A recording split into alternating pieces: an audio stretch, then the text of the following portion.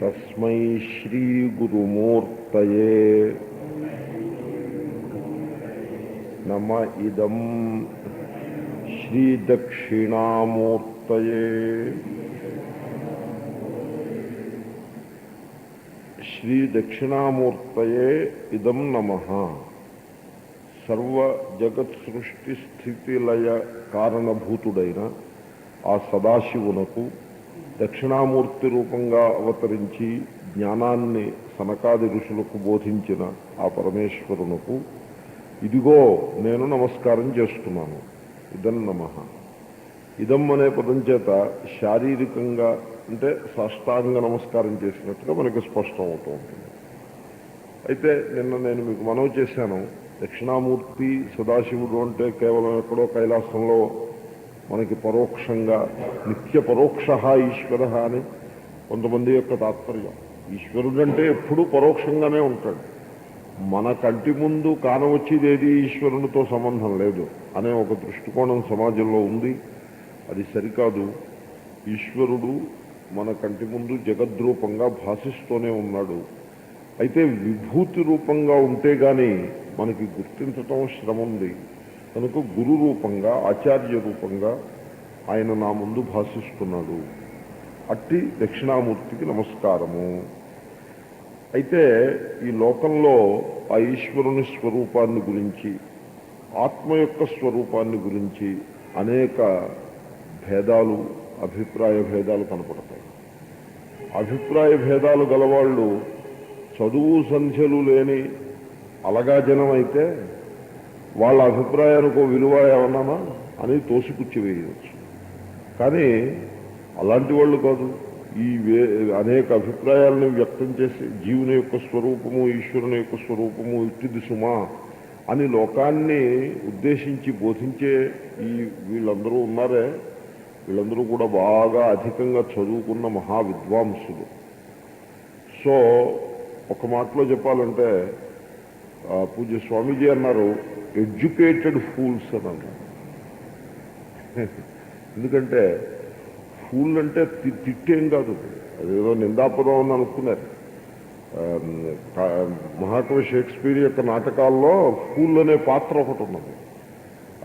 King లియర్లో ఉంది pool అనే పాత్ర. అతను చాలా బుద్ధిమంతుడు. ఊరికే అందరూ వేళాకోళం చేస్తారు. మన సమాజంలో కూడా చూస్తూ ఉంటాం. కొంతమందిని చూస్తే అందరికీ వేళాకోళం చేయబుద్ధి వస్తుంది, అలా చేస్తారు. అటువంటి వాడిని అతను కూడా సంతోషంగా ఇతరులు చేసేటువంటి ఆ పరిహాసాన్ని స్పోర్టివ్గా స్వీకరించి నవ్వులాటతో గడుపుతూ ఉంటాడు. అటువంటి వ్యక్తిని ఫూల్ అంటారు. సో ఎనీవే, ఫూల్ అంటే సత్యాన్ని గ్రహించలేకపోయిన వాడు అని సామాన్యమైన అర్థం. సంస్కృతంలో మూఢ అంటారు. మూఢ అంటే తిట్టేం కాదు, అది మోహమును పొందినవాడు. ఇప్పుడు త్రాడు చూసి పావనుకున్నారనుకోండి, వాడిని మూఢ అంటారు. అహం కరోమి, ఆత్మస్వరూపం యొక్క లక్షణం తెలియక, ఆత్మ అకర్త అని తెలియక, నేను ఆత్మస్వరూపుడనైన నేను కర్తను అని అనుకున్నవాడు మూఢుడు, వ్యామోహాన్ని పొందినవాడు అని భగవానుడు గీతలో వర్ణించాడు. అహంకార విమూఢాత్మ అని. సో మోహమును పొందినవారు ఫూల్స్ అంటే. అయితే మోహం పొందిన వాళ్ళందరూ కూడా చదువుకోని వాళ్ళు అయి ఉంటారని అనుకుంటే మనం పొరపాటు. చదువుకోని వాళ్ళలో కూడా మంచి విజ్ఞానవంతులు మనకెంతో మంది కనపడతారు. చదువుకున్న వాళ్ళు, బాగా డిగ్రీలో అవి సంపాదించిన వాళ్ళు, లేకపోతే పండితులు అనే పేరుతోటి గండపెండేరాలని వాటిని ధరిస్తూ లోకంలో ఆ విధమైన ప్రఖ్యాతి పొంది ఉన్నవారు ఎవరైతే ఉన్నారో వారందరూ కూడా జ్ఞానులని అనుకుంటే అది పొరపాటు. కాబట్టి ఇక్కడ మనం ఎవరి గురించి మాట్లాడుతున్నాము అంటే భృశం వాదిన భ్రాంతా. భృశం వాదిన అంటే బాగా చదువుకునే, మంచి పాండితి పటిమని ప్రదర్శిస్తూ వాదాలని చేస్తూ తమ యొక్క సిద్ధాంతాన్ని లోకం మీద విసురుతూ ఉంటారు. అటువంటి వాళ్ళని భృశం వాదిన అంటారు. ఒకడు అజ్ఞానంలో ఉన్నాడు అనుకోండి, విషయం సరిగ్గా తెలియలేదు, ఇంకా తెలుసుకోవాల్సిన అవసరం ఉంది. అటువంటి వాడు వేషం వేసుకుని పాఠం చెప్పడానికి వచ్చినట్లయితే పాఠం విన్న వాళ్ళందరూ చాలా ఇబ్బందులకి కష్టాలకి గురవుతారు.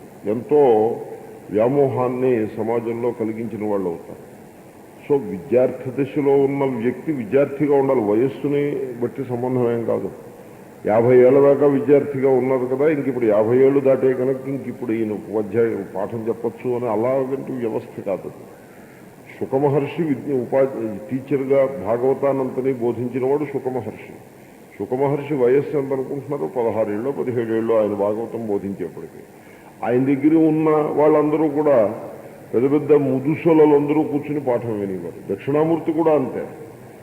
సో చిత్రం వటతరోర్మూలే వృద్ధా శిష్యా గురుర్యువ. కనుక వయస్సుతో సంబంధం కాదు ఇది. కేవలము జ్ఞానము ఉండటమే దానికి ఉన్న ఒకే ఒక క్వాలిఫికేషన్, జ్ఞాని. కనుక అటువంటి క్వాలిఫికేషన్ లేకుండగానే, ఆచార్య స్థానాన్ని అలంకరింపదగిన అర్హత లేకుండగానే ఆ స్థానంలో కూర్చుని బోధించే వాళ్ళు చాలామంది కనపడతారు. భృశం వాదిన. శంకరుడి కాలంలో అయితే ఈ బెడద సమాజానికి చాలా ఉండేది. అంచేతనే బహుశా వారి యొక్క ఈ శ్లోకంలో వారు సమాజంలో చూసిన పరిస్థితులు కొంత ప్రతిఫలిస్తున్నాయా అని మనకి స్పష్టంగా తెలుస్తుంది. ఈనాడు మన హిందూ సమాజాన్ని చూసినా కూడా ఈ ఇబ్బంది కొంత కనపడుతుంది. ఒక శుద్ధ హృదయం కలిగిన సాధకుడు ముందుకు వచ్చినట్లయితే ఏ సిద్ధాంతాన్ని పాటించాలి అనే విషయంలో చాలా కన్ఫ్యూషన్కి అవకాశం ఉంది. స్పిరిచువల్ కన్ఫ్యూషన్ అంటారు. ఇప్పుడు మీరు మోడర్న్ ఎలక్ట్రానిక్స్ గుడ్స్ షాప్కి వెళ్ళారనుకోండి, ఏదైనా ఒక చిన్న ఎలక్ట్రానిక్ ఐటెం కొనాలనుకుంటే చాలా కన్ఫ్యూషన్ ఉంటుంది. ఎందుకంటే so many varieties, so much of improvement. అనేక రకాల కంపెనీలు ఎంతో అడ్వాన్స్ రీసెర్చ్ చేసేసి వారానికి ఒక కొత్త ప్రోడక్ట్ పెట్టేస్తూ ఉంటాం.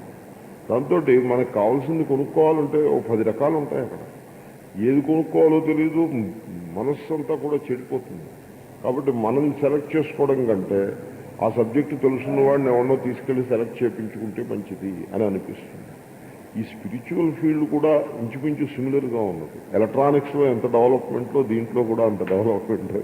So there is so much scope for confusion.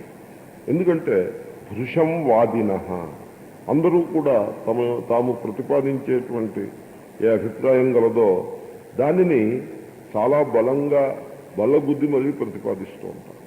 They put forward a set of beliefs, nothing more than that. ఏవో కొన్ని బిలీఫ్ సిస్టమ్ తీసుకుంటారు. బిలీఫ్స్ కూడా ఎటువంటి బిలీఫ్స్? వెరిఫైయబుల్ బిలీఫ్స్ కాదు, నాన్ వెరిఫైయబుల్ బిలీఫ్స్. అవి ప్రతిపాదిస్తారు. ఆ ప్రతిపాదించి ఇదే సత్యము అని ప్రతిపాదిస్తారు. నేను మీకు దృష్టాంతం చెప్తాను. నేను అమెరికాలో ఉండగా క్రిస్టియన్ సైన్స్ మానిటర్ అనే పత్రికలో చదివాను. చాలా ఇంపార్టెంట్ జర్నల్ అది. దాని పేరు మీరు వినే ఉంటారు. సో దాంట్లో సోషల్ ఇష్యూస్ కూడా బాగా రిప్రజెంట్ చేస్తూ రాస్తూ ఉంటారు. సో దాంట్లో చదివాను, పోప్ విజిట్ చేసినప్పుడు ఇండియాని సినాడ్ ఆఫ్ బిషప్స్ అని, అంటే బిషప్స్, ఏషియన్ బిషప్స్ అందరూ కలిసి ఒక సమావేశం చేసినటువంటి సమావేశం ఒకటి ఢిల్లీలో జరిగింది. ఆ సమావేశంలో వాళ్ళు పాస్ చేసిన రిజల్యూషన్స్ని క్రిస్టియన్ సైన్స్ మానిటర్ క్రిటిసైజ్ చేస్తూ ఆర్టికల్ చేసింది. ఆ రిజల్యూషన్స్లో ఒక రిజల్యూషన్ ఏమిటంటే, బృహదారణ్య వాళ్ళు చూడండి ఎలా మాట్లాడతారో, ఎంత వ్యామోహకరంగా లోకాన్ని వంచే విధంగా మాట్లాడతారో. మీకు ఈ దృష్టాంతంతో బహుశా నేను అవగాహన చేయగలనేమో అనుకుంటా. బృహదారణ్యకోపనిషత్తులో ఋషులు ప్రార్థన చేశారు. ఏమని? మేము చీకట్లో ఉన్నాము, మమ్మల్ని వెలుతురులోకి తీసుకెళ్ళు భగవాన్. మేము అజ్ఞానంలో ఉన్నాము, మమ్మల్ని జ్ఞానంలోకి తీసుకెళ్ళు భగవాన్ అని ప్రార్థన చేశారు. ఎందుకంటే ఆ ఋషులు, ఆ ఉపనిషత్తుని రాసిన ఋషులు చీకట్లో అజ్ఞానంలో ఉండి గతి తోచక, దిక్కు తోచక అలా ప్రార్థన చేశారు. ప్రార్థన చేస్తే వారి ప్రార్థన యేసుక్రీస్తు రూపంగా పరమేశ్వరుడు తీర్చాడు. అసతోమా సద్గమయ, తమసోమా జ్యోతిర్గమయ, మృత్యోర్మా అమృతంగమయ అనే మంత్రాలు కోట్ చేశారు అని రాశారు వాళ్ళు. ఎంత దురన్యాయం! బృహదారణ్యకోపనిషత్తులో ఈ మంత్రం ఉన్నది అజ్ఞానంలో కొట్టుమిట్టులాడుతున్న ఋషులు చేసిన ప్రార్థన అని కోట్ చేశాడు. చూడండి ఎలా కోట్ చేశారు. ఆ కోట్ చేసిన విధానం ఎంత మోసపూరితమైన దురుద్దేశంతో పూరితమైన విధానమో చూడండి. బృహదారణ్యకోపనిషత్తులో ప్రథమాధ్యాయంలో ఉంది ఈ ప్రార్థన. ఈ ప్రార్థన అజ్ఞానంతో ఉన్న ఋషులు వాళ్ళంతటా వాళ్ళు చేసిన ప్రార్థన కాదు. ఈ ప్రార్థన సాధకుణ్ణి ఉద్దేశించి శృతి నిర్దేశించిన ప్రార్థన. ఇప్పుడు శుకమహర్షి భాగవతంలో విష్ణువుని, హే విష్ణు, నేను నిన్ను శరణాగతి చేస్తున్నాను, నన్ను రక్షించు అని ప్రార్థించాడు అనుకోండి. అంటే దాని అర్థం ఏమిటి? శుకమహర్షి అయోగ్యుడు, అజ్ఞాని, చాలా దుఃఖాల్లో మునిగిపోతూ ఉన్నాడు, అందుకోసం అలా ప్రార్థించాడు. అప్పుడు భగవంతుడు ఆ తర్వాత ఇంకో రూపంగా వచ్చి ఆ శుకమహర్షిని ఉద్దేశించాడు. Is it so? నో. వేదంలో మంత్రాలన్నీ అలాగే ఉంటాయి. ఈశ్వరుడికి చేసే ప్రార్థనలన్నీ అలాగే ఉంటాయి. జ్ఞాని చేసి ప్రార్థన కూడా అలాగే ఉంటుంది, ఇంకో రకంగా ఉండదు. ఎందుకంటే శంకరులు వంటి జ్ఞానులు కూడా ఈశ్వరుని ప్రార్థించేప్పుడు ఒక సామాన్య సాధకుణ్ణి మనస్సులో పెట్టుకుని ప్రార్థిస్తారు. తర్వాత ఇంకోటి, బృహదారణ్యకోపనిషత్తు ప్రథమాధ్యాయంతో పూర్తి కాలేదు. ప్రథమాధ్యాయంలో ఉంది మంత్రం. ఆ తర్వాత ఇంకా 5 అధ్యాయాలు ఉన్నాయి. ఆ 5 అధ్యాయాల్లో సత్యం అనగానేమి, అమృతం అంటే ఏమిటి, జ్ఞానం అంటే ఏమిటి, ఇవన్నీ కూడా చక్కగా థరోగా నిరూపించబడి ఉన్నాయి. అదన్నీ వదిలిపెట్టేసి కేవలం ఈ మంత్రం తీసుకుని వీళ్ళు అజ్ఞానంలో కొట్టుమిట్లు ఆడుతున్న ఉపనిషత్తుల నాటికి ఇంకా జ్ఞానం లేదు, ఆ జ్ఞానమేమో తర్వాత వచ్చింది అని వాళ్ళు సినాడ్ ఆఫ్ బిషప్స్లో ప్రతిపాదించారు. అంటే వాళ్ళు ఆ భృశం వాదిన భ్రాంతా, ఆ భ్రాంతిని, అజ్ఞానాన్ని ఏ స్థాయికి తీసుకెళ్ళిపోయారో చూడండి. ఇంటర్నేషనల్ లెవెల్కి తీసుకెళ్ళిపోయి ప్రతిపాదించారు. Christian science monitor has criticised. It said this approach is not correct. Upanishads are not full of ajnana or any such thing. This is a simple prayer. You have misquoted it. నేను ఇదంతా ఎందుకు చెప్పానంటే, విద్వాంసులు, పండితులు, మంచి భాషాశాస్త్రజ్ఞులు చాలా చక్కటి వేషం వేసుకుని ఉన్నారు. అంత మాత్రం చేత వాళ్ళు చెప్పేదంతా సత్యమని అనుకోవడానికి వీల్లేదు. భ్రాంతా, వాళ్ళు వృషంవాదులే అయినా భ్రాంతిని పొంది ఉన్నారు. వాళ్ళు ఏం చెప్తున్నారంటే, కొంతమంది దేహమే ఆత్మ అని అన్నారు. దేహము కంటే భిన్నమైన ఆత్మ లేదు. ఇలా అనడంలో నష్టం ఏమిటి? లేకపోతే దేహం కంటే భిన్నమైన ఆత్మను గుర్తిస్తే ఏమైనా ప్రయోజనం ఉందా అంటే చాలా చాలా తేడాలు కనపడతాయి మీకు. సిద్ధాంతంలో కనుక తేడా ఉన్నట్లయితే మానవుని మొత్తం జీవితం అంతా కూడా ఆ తేడా చేత ప్రభావితం అవుతుంది. కొంతమంది ఏమంటారంటే, అయ్యేందులండి సిద్ధాంతాలన్నీ తర్వాత చూసుకోవచ్చు, ముందు మనం ప్రస్తుత కార్యక్రమం కానిద్దాము అంటారు. కరెక్టే, ప్రస్తుత కార్యక్రమాన్ని కానివ్వటానికి ఏమీ అభ్యంతరం లేదు. కానీ సిద్ధాంతం విషయంలో కూడా సరైన అవగాహనని మనం ఎప్పటికైనా నిర్మాణం చేసుకోవాల్సి ఉంటుంది. ఏదో ఒక అరకొర తత్వాన్ని పట్టుకుని వేలాడుతో జీవితం అంతా గడపడం అది కుదరదు. అది అలా చేయరాదు. సో వివేకవంతులు అలా చేయరాదు. నెంబర్స్ చూపించి అక్కడేమో 2000 మంది ఉన్నారు కదండి, మరి వాళ్ళందరూ కూడా తెలియని వాళ్ళేనా అని అడిగారు అనుకోండి, అయితే ఏం చెప్తాం? అవును తెలియని వాళ్ళే అని చెప్పినట్లయితే అదేమో ఒక పిసరు, అదే ఒక అహంకారాన్నో లేకపోతే గర్వాన్నో ప్రదర్శించినట్టు ఉంటుంది. కాదు, అలా కాదు, వాళ్ళలో తెలుసున్న వాళ్ళు ఉన్నారు అని చెప్పడానికేమో మనసొప్పదు. ఏమిటి చెప్పాల్సి ఉంటుంది? డెమోక్రసీని బట్టి, మెజారిటీని బట్టి మీరు తత్వాన్ని నిర్ధారణ చేస్తాను అంటే that is not going to work. Therefore ఎంతమంది ఉన్నారు, ఫాలోయర్స్ ఎంతమంది ఉన్నారు, ఎంత బలంగా చెప్తున్నారు, ఏమి విధంగా చెప్తున్నారు, ఏ మినిస్టర్స్ ఫాలోయర్స్ ఉన్నారా ఏమిటి, ఇవన్నీ కూడా these are all secondary. They don't have any place whatsoever. సత్యము, బోధించబడే సత్యమును మీరు తెలుసుకుని వెళ్ళాలి.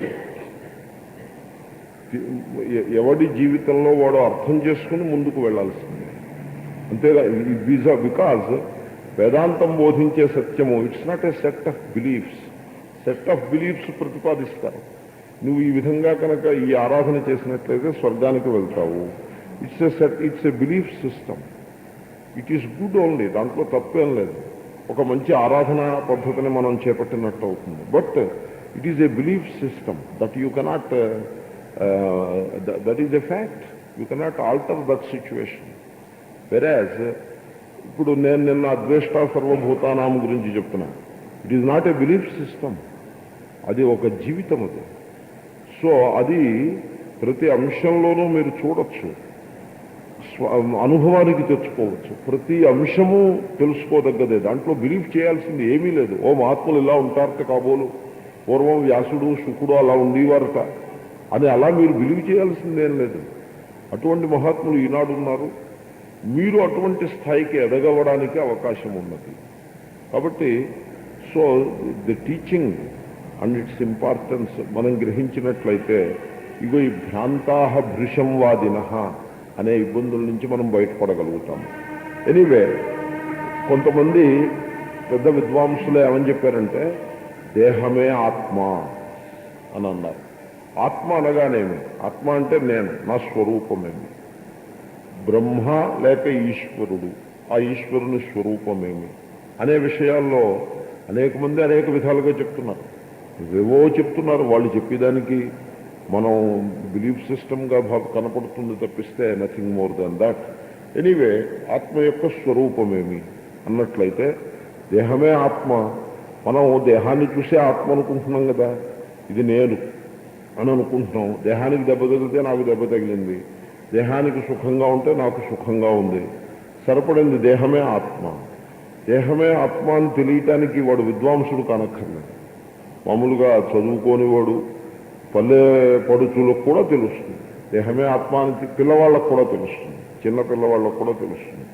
కానీ దేహమే ఆత్మ అనే సిద్ధాంతీకరించి ఒక సామాన్య జనంలో కేవలము పుట్టుక నుంచి వచ్చేటువంటి ఒక అభిప్రాయం ఏదైతే కలదో, స్వభావ సిద్ధమైన అభిప్రాయం, ఇది వాళ్ళు జనులు విచారం చేసి లేదా శాస్త్రాన్ని అధ్యయనం చేసి లేదా గురూపదేశాన్ని పొంది చేసుకున్న నిర్ణయం ఏం కాదు.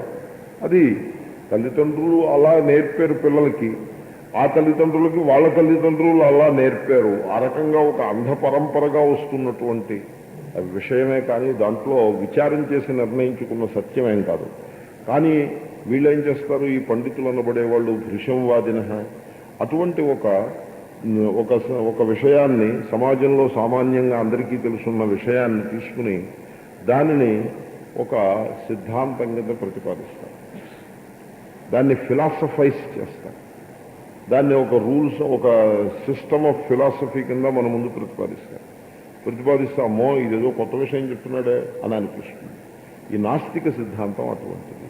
దేహమే ఆత్మ అనే హేతువాద సిద్ధాంతం ఏదైతే కలదో అది ఊరికే అందరికీ తెలుసున్న విషయాన్నే సిద్ధాంతీకరించారు. దాన్ని సిద్ధాంతము అనే మూసలో పోసి మన ముందు పెట్టారు. అంతకంటే దాంట్లో విషయమే లేదు. ఈ పని చేసింది ఎవళ్ళు? ఆధునికులు ఏం చేయలేదు. ఈ పనిని చార్వాక మహర్షి చేశాడు. ఆయనకు కూడా మహర్షి అని పేరు పెట్టారు. ఎందుకంటే he was living a simple and very pious life. ఆయన చెప్పిన సిద్ధాంతం ఏదైనా అవని, వాల్యూ సిస్టమ్ బాగుంది. వాల్యూ సిస్టమ్ అనేది ఒకటి ఉంటుంది. ఆయన అసత్యం చెప్పేవాడు కాదు, హింస చేసేవాడు కాదు. తర్వాత ఇతర సమాజంలో ఆ ధనం కోసం మోసం అవి చేసేవాడు కాదు. ఒక ఆదర్శప్రాయమైనటువంటి జీవన మూల్యములతో కూడిన జీవితాన్ని గడిపేవాడు. దాంతో he's a rishi, pious person. To that extent it is accepted. So మన వాళ్ళు గుణాన్ని స్వీకరించటము, తర్వాత ఏ సిద్ధాంతమైనా సరే, come on you present your theory and if you have followers, okay you have it, no problem. అంతేగాని నేను చెప్పిన సిద్ధాంతమే నువ్వు పాటించాలనేటువంటి ఆ రకంగా రుద్దే లక్షణం, ఫట్వాలు అవి జారీ చేస్తూ ఇదే అందరూ ఫాలో అవ్వాలి అని that kind of thing is not there in this dharma. Therefore a బుక్ని ఇంతవరకు హిందూ ధర్మంలో బ్యాన్ చేయలేదు. మీరు గమనించండి, భారతదేశ చరిత్ర మనకి 5,000 సంవత్సరాల చరిత్ర మనకి రికార్డ్ అయి ఉంది. ఈ చరిత్ర మొత్తంలో భారతదేశంలో పుస్తకాన్ని బ్యాన్ చేయటం అంటే ఒక సిద్ధాంతాన్ని బ్యాన్ చేయటమే కదా.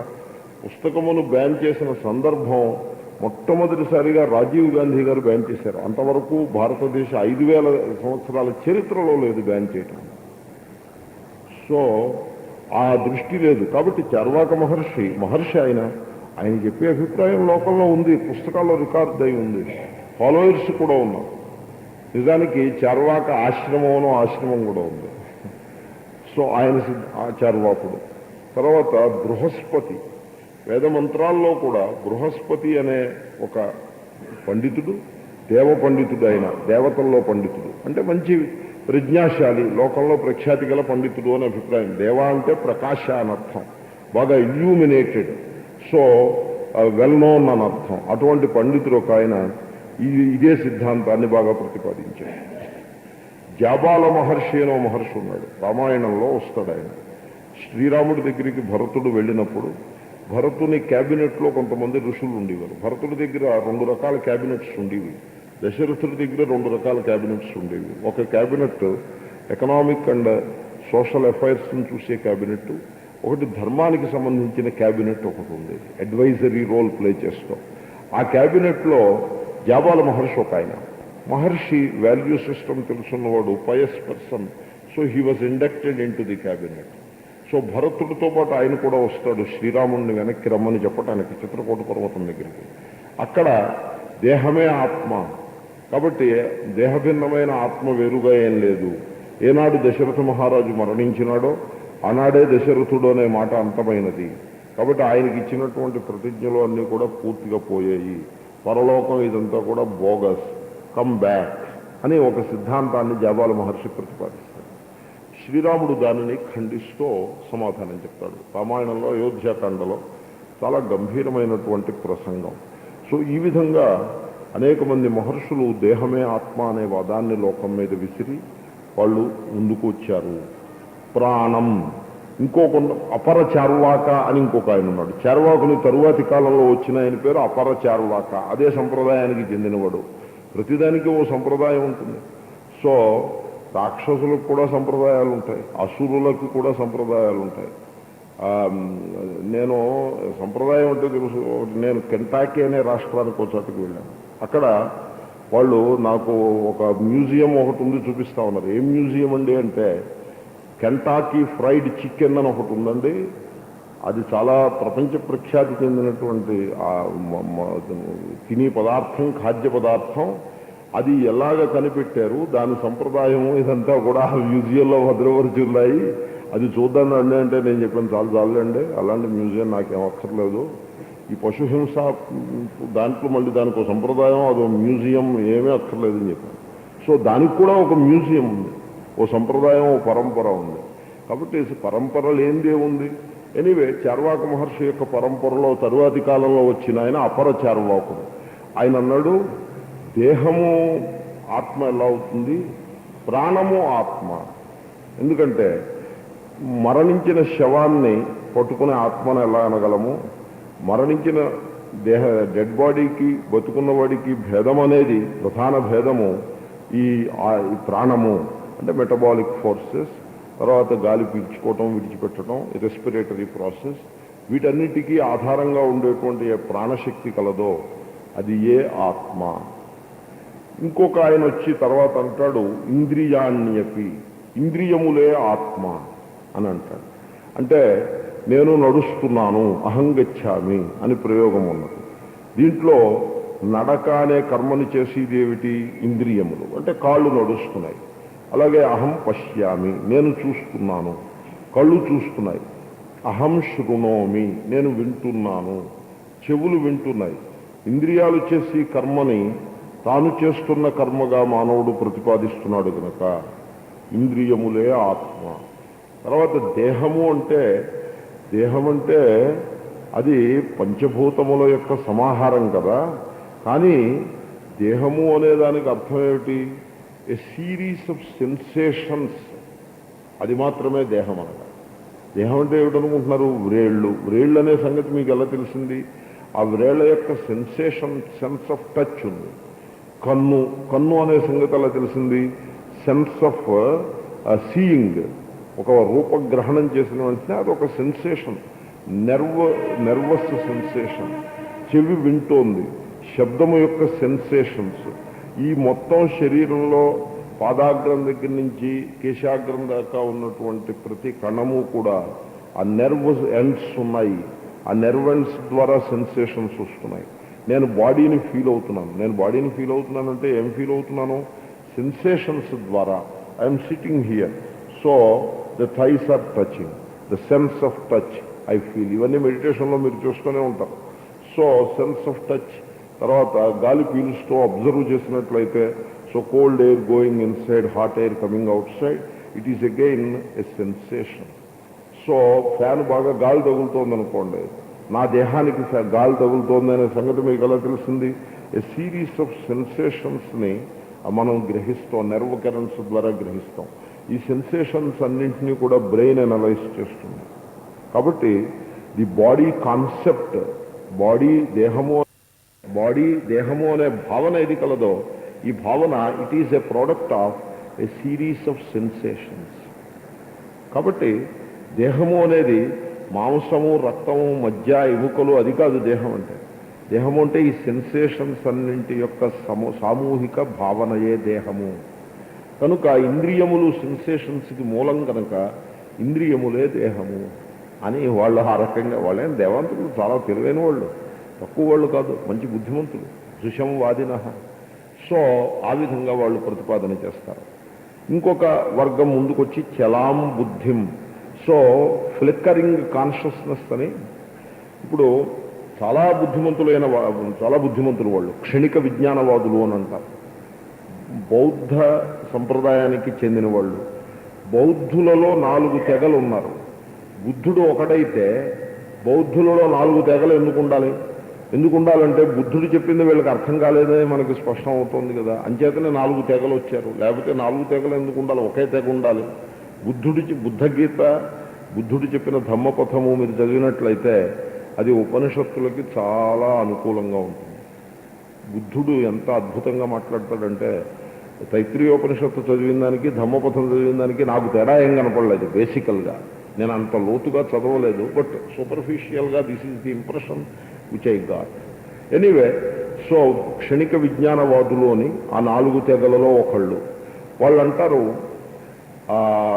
దేహము అంటే, ఆత్మ అంటే బ్లీప్ కాన్షియస్నెస్ అని ఒకటి ఉన్నది, అది ఏ ఆత్మ అంటారు. దాన్ని చలాం బుద్ధిం.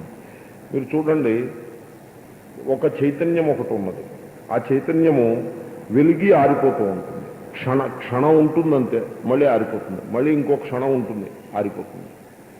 అది ఆత్మ. ఆ చైతన్యమే ఆత్మ. ఇప్పుడు మీరు సినిమా చూశారనుకోండి, సినిమాలో మీకు ఏమనిపిస్తుంది? ఆ హీరో అండ్ హీరోయిన్ కంటిన్యూస్గా డ్యాన్స్ చేస్తున్నట్టుగా అనిపిస్తుంది. కానీ యథార్థంగా అక్కడ కంటిన్యూస్గా మూవ్మెంట్ ఏమీ లేదు. ఒక ఫిలిం పడుతుంది, ఒక ఫ్రేమ్ పడుతుంది బొమ్మ, ఆ ఫ్రేము తొలగిపోయి ఇంకో ఫ్రేమ్ పడుతుంది, ఆ ఫ్రేమ్ తొలగిపోయి ఇంకో ఫ్రేమ్ పడుతుంది. పడితే మీకు డ్యాన్స్ చేస్తున్నట్టుగా అనిపిస్తుంది. ఎందుకని? ఒక ఫ్రేమ్కి ఇంకో ఫ్రేమ్కి మధ్యలో తెర బ్లాక్ అవుతుంది. తెర బ్లాక్గా అయిపోతుంది, ఎందుకంటే ఇంకో బొమ్మ పడదు, ఖాళీగా ఉంటుంది తెర.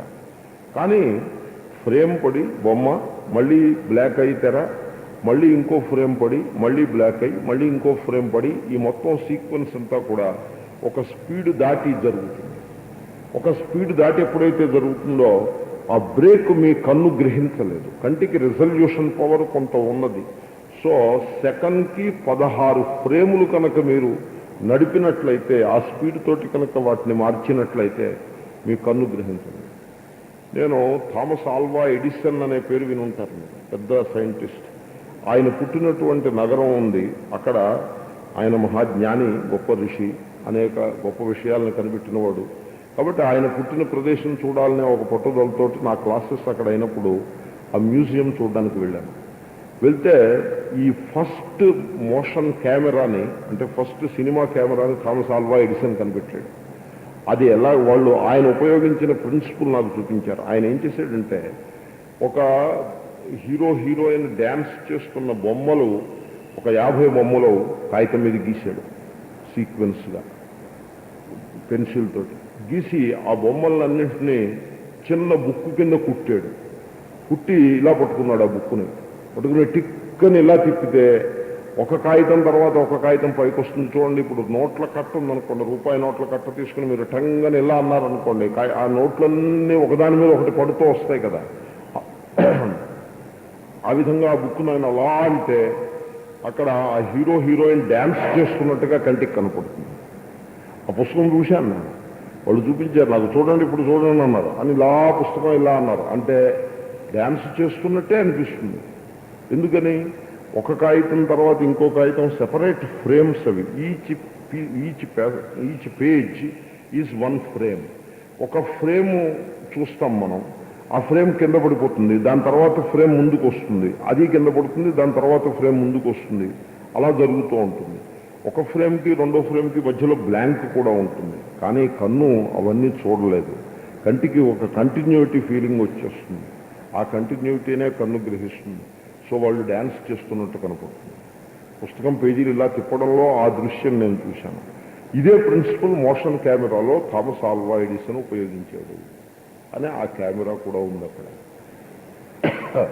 సో ఇది నేను ఎందుకు చెప్పానంటే, ఈ ప్రిన్సిపల్ని బౌద్ధులు సుమారు 2500 సంవత్సరాల క్రితం గ్రహించారు. వాళ్ళు అమేజింగ్. వాళ్ళు చెప్పిన సిద్ధాంతం కరెక్టో తప్పో ఆ విషయాలు అట్టు పెట్టండి, అసలు ఈ ప్రిన్సిపల్ని వాళ్ళు గ్రహించారు.